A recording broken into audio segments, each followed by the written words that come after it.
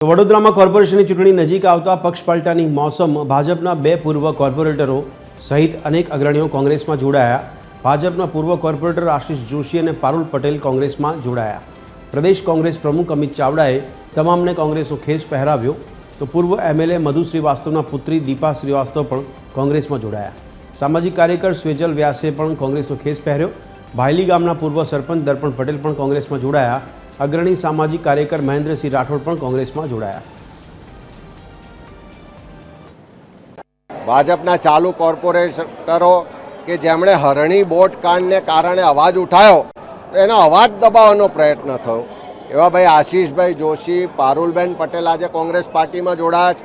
વડોદરાના યુવાનોને સાથે લઈને વડોદરાના એક પ્રશ્નો માટે લડતા એવો યુવાન લડવૈયો સ્વેજલ વ્યાસ પણ આજે કોંગ્રેસ પાર્ટીમાં જોડાયો છે।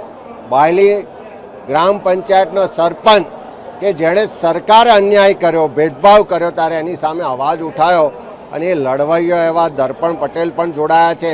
પાર્ટી પછી છે, જનતા પહેલાં છે।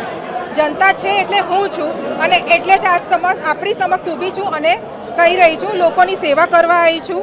પછી પાર્ટી છે, પહેલાં લોકો છે અને હું લોકોની સેવા કરવા જ આવી છું। કે બહુ લોકોએ મને કીધું કે તમે ફરીથી કોઈ પણ પ્લેટફોર્મથી અમારા પ્રશ્નો માટે વડોદરા મહાનગરમાં ફરીથી જાઓ એટલે મારા વોર્ડ વિસ્તારના નાગરિકોના અભિપ્રાયથી મને જે યોગ્ય લાગ્યું અને મારા સાથીઓને જે યોગ્ય લાગ્યું એ પ્રમાણે મેં આજે નિર્ણય લીધો છે કે હું ફરીથી વડોદરાના નાગરિકોને અને મારા ખાસ વોર્ડ વિસ્તાર અને સૌથી વધારે અરણી લેક ઝોન પીડિત પરિવાર એને ન્યાય આપવા માટે વોર્ડ 15માંથી ફરીથી કોંગ્રેસ પાર્ટીમાંથી ઉમેદવારી કરીશ।